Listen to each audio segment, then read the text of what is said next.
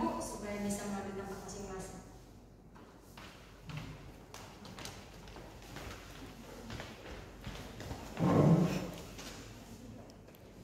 Saudara-saudara yang terkasih, pada pertemuan kali ini kita akan mendalami tema katekese tentang memahami Maria sebagai Bunda Gereja. Maka sebelum mendalami tema ini, marilah mengawali kegiatan kita dengan lagu pembuka yang dibawa oleh Ibu Gabriela. Silakan Bu.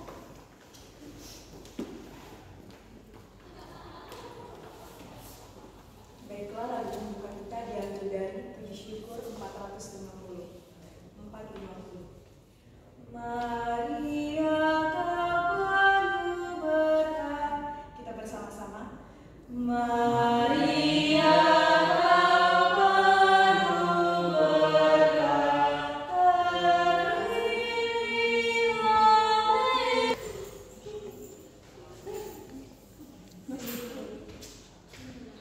Saudara-saudara yang terkasih, untuk memulai katekese kita, marilah kita berdoa. Dalam nama Bapa dan Putra dan Roh Kudus. Amin. Ya Allah Bapa yang Maha Baik, kami bersyukur kepadamu karena rahmat-Mu yang masih kami terima hingga pada saat ini. Ya Bapa, sebentar lagi kami akan melaksanakan ibadah kami. Kiranya terang Roh Kudus mulai yang sudah menyertai langkah kami supaya kami dapat dengan bijak memahami peran Bunda Maria sebagai Bunda Gereja dan terkhusus bagi kami sebagai pribadi. Demi Kristus Putra-Mu, Tuhan dan Pelantara kami yang hidup dan berkuasa bersama dengan Dikau dalam persekutuan Roh Kudus Allah sepanjang segala masa. Amin. Putra dan Roh Kudus. Amin. Tadi ada yang masih ingat tema kita pada hari ini itu apa? Tadi saya sudah menjelaskan tadi ya, sudah menyinggung di awal tadi. Tema kita pada hari ini ialah memahami Maria sebagai Bunda Gereja. Saudara-saudara yang terkasih, kata Bunda adalah bahasa yang digunakan oleh kebanyakan orang termasuk umat Katolik untuk memanggil atau menanyakan cerita pendalaman yang akan dibawakan oleh saudari Agnes. Oh salah, saudari Irina. Silakan Ibu.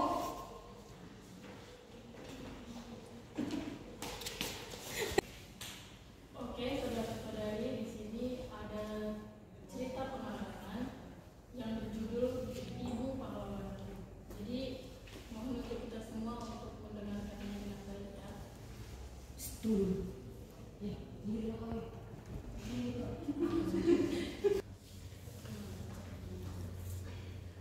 Oke, baik saudara-saudari, di sini kita akan mendengarkan sebuah cerita pengalaman yang berjudul Ibu Pahlawanku.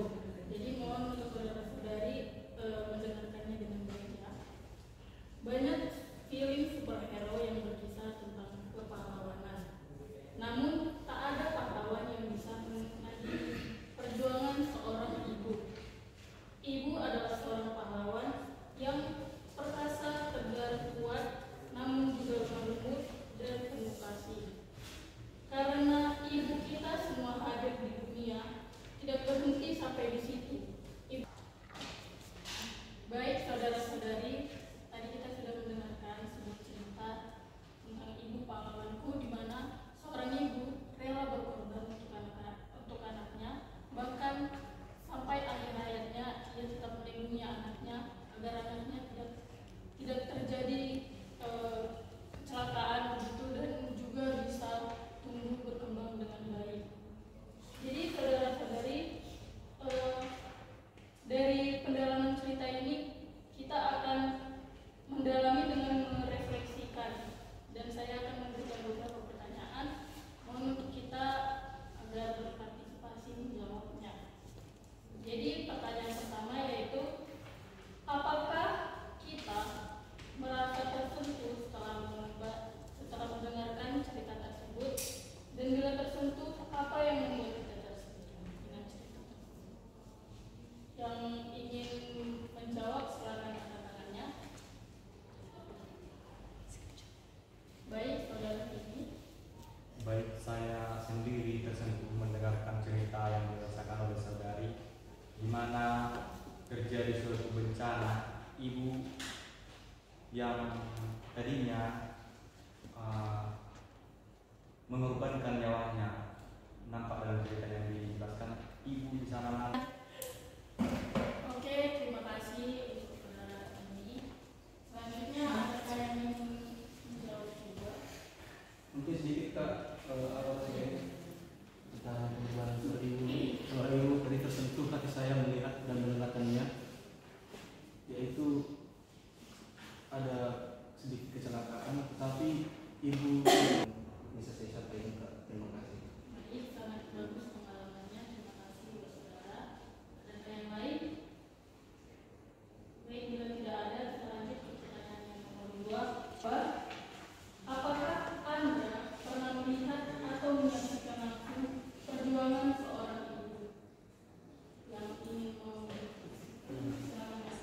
pernah Kak, waktu di jam ginting sama si Dorcas saya tak pernah. Ini pengalaman nyata, bukan bohongan.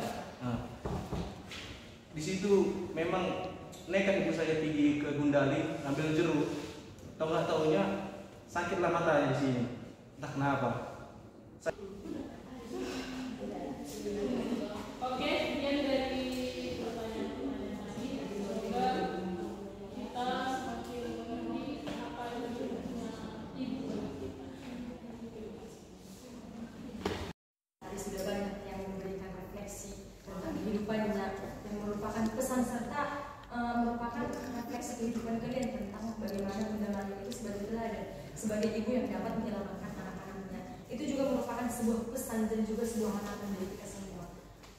Dan oleh karena itu maka kita akan diteguhkan oleh isi bacaan kitab suci yang akan dibawakan oleh saudara Ucok. Silakan Mbak. Inilah Injil suci menurut Yohanes.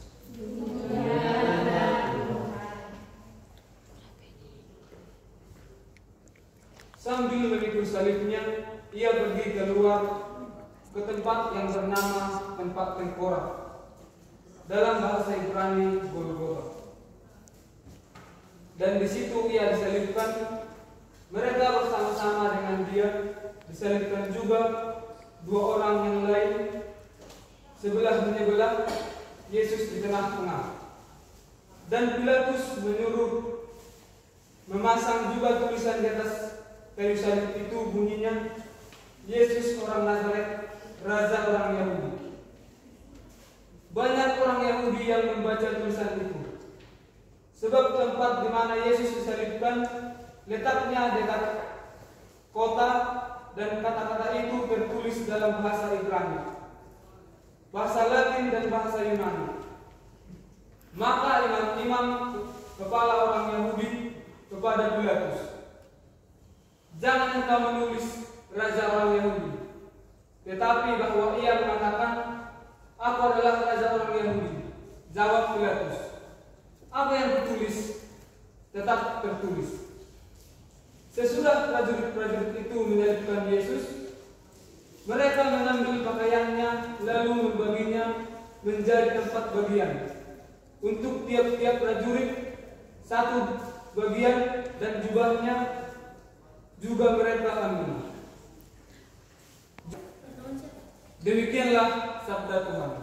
Terpujilah Yesus. Baik saudara-saudara yang terkasih, kita telah mendengarkan Injil kita yang diajar tentang dari kitab Yohanes, di mana kitab ini memberikan kepada kita tentang gambaran tentang penderitaan terakhir Yesus di salib Golgota.